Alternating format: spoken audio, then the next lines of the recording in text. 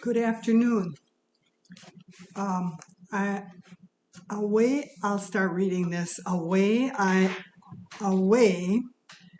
of explaining what I've been trying to say is there are the manipulators and there are the enablers. Manipulators reward and punish to get what they want. Enablers accept the rewards and punishments and cooperate. For example, right now there are manipulators who want the development of AI, which is, I forget exactly what that means, but it refers to computers taking over everything. Like, let's say it refers to intelligence, artificial intelligence. In other words, the computerization becomes extremely intelligent, and it might even be more intelligent than we are in some ways, in many ways. There have been manipulators of computers in the past, but now they want to increase it and they want to accelerate it. Also, there were manipulators of increased international trade and manipulators of the use of oil. In these large-scale manipulations, rewards and punishments have been given out. On an individual level, we all probably know at least one manipulative person. We have an example in one recent president who was either rewarding or punishing people quite a bit of the time. That's an example of what I'm talking about.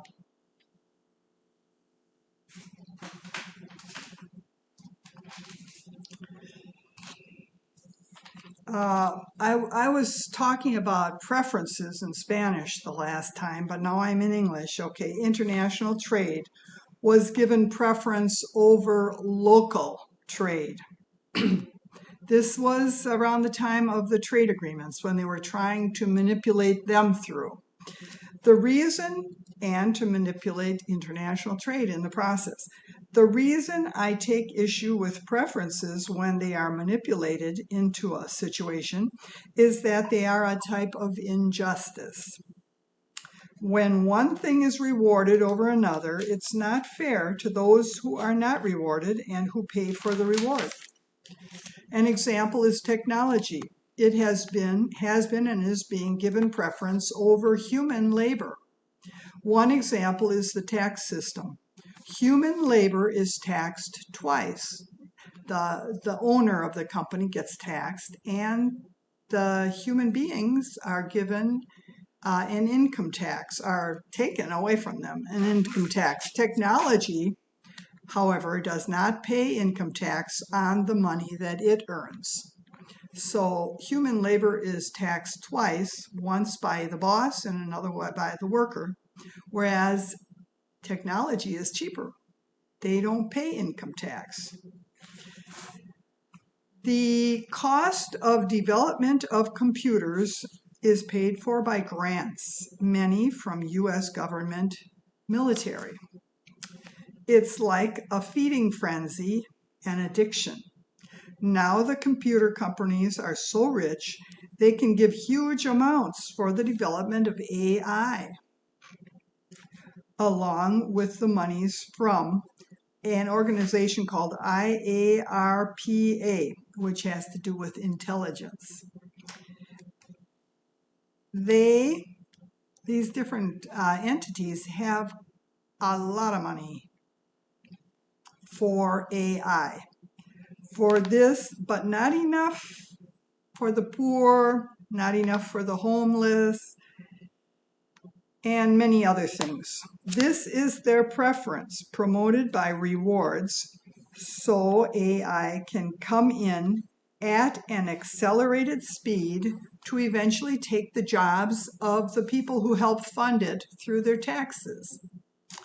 Rewards are what create caste systems. For example, oil has been rewarded, so anything promoting it, such as cars and highways, are prioritized, that is, rewarded.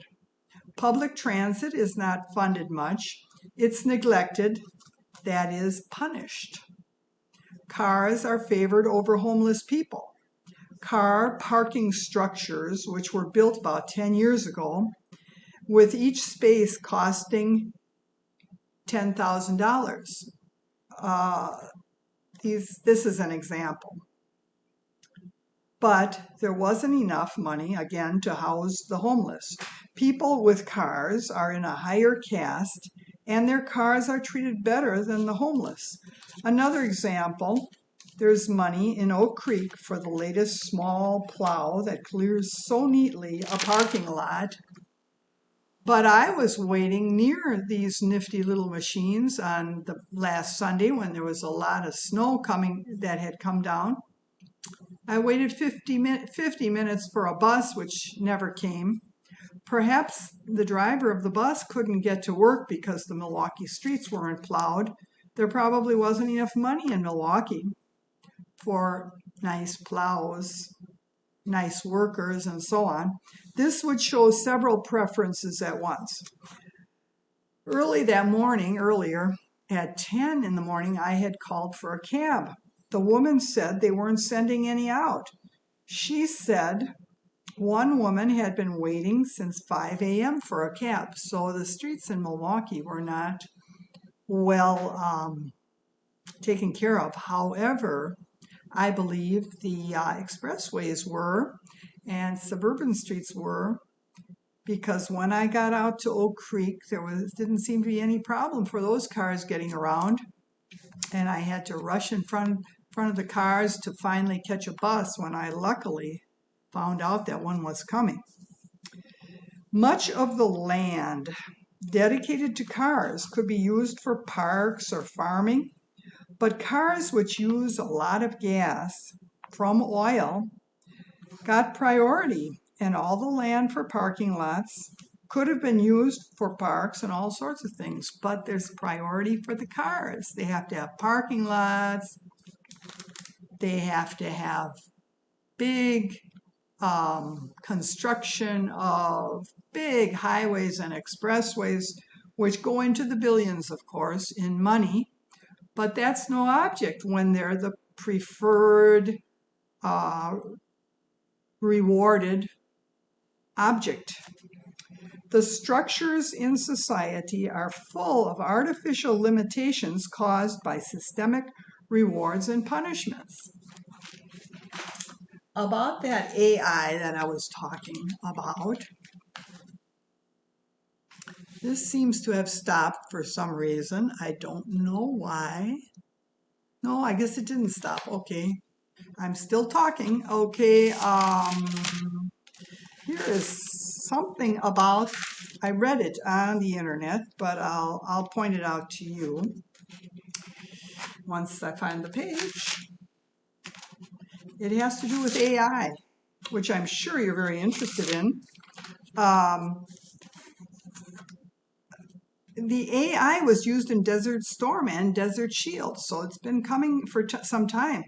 Training simulators are being developed that incorporate AI. I don't know what this was dated, so by now maybe they have their simulators already developed. But this isn't a recent thing. January 27th, 2021. The National Security Commission on AI produced draft final report, which says the U.S. should pursue the use of AI technology for military use and development. This panel, National Security Commission on AI, is led by Google Chief Executive Eric Schmidt. Now, do you see a conflict there in interest? This panel was established in 2018 by the National Defense Authorization Act. But why would they choose somebody who's in charge of Google to decide? The panel pushed for America's development of AI to transform and revolutionize military affairs and the practice of intelligence. Now, is it any wonder that the head of Google would agree with that? The Joint Common Foundation, JCF, that's called, whatever that is. The Department of Defense developed JAIC, Joint AI Common, or C, what is C? Commission. The Joint AI Commission, but here's a Joint Common Foundation, will bring I think it's Developmental Security Ops. These are shortened, DEVSECOPS, but I think it's Developmental Security Opportunities for rewards. Practices to DoD. JCF will accelerate, that's what they want to do, the design, development, testing, fielding, and sustainment of the Department of Defense-wide AI capabilities. So right now it's being manipulated into effect. The AI, the future is right now they're doing it, and they want to accelerate it the same way they did with computers, I think. I mean, I see that they have been funding them very much. The DoD's AI strategy, these enterprise-wide changes promote the spread of adoptable problem-solving AI. They're investing in providing comprehensive AI training. The education is always very expensive, and they are paying for it. The U.S. industry contracting, that's another thing. They want to get together with industry and give them a lot of money if they will cooperate in developing all this AI. In other words, they try it out while the other one is researching it, try out a new idea, see if it works, and send the feedback back to the ones who are researching it. In the academia, those are the ones that are researching and developing it. Then they send it to industry. Industry tries it out and gives them feedback. And they want to have these in clusters, groups of industry near the university. So the university can do the academic stuff, which is research and development. Then the industries nearby get contracts, which are very enticing and are rewards. And they get rich in the process of trying out, or at least they hope to get rich, maybe, who knows what goes on in their minds. But maybe they're doing it because they think it's for the good of human beings. But nevertheless, it's a whole system that they want to set up, and it's in their plan. For academia, we will make longer-term stable funding available to entice our best academics, this comes straight out of their words, to invest in long-term research relevant to critical Department of Defense areas and remain in the business of education the next generation of AI talent.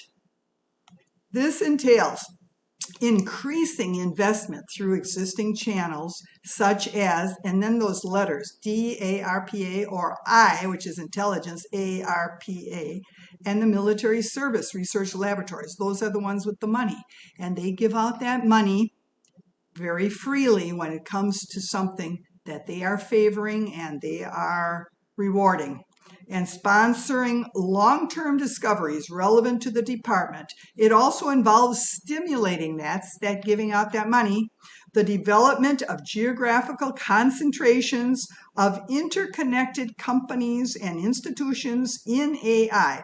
Strong and stable academic partnerships clustered in this manner will provide benefits to the department, industry, and national competitiveness. So this IARPA is Intelligence Advanced Research Projects Activity, invests in high-risk, high-payoff research programs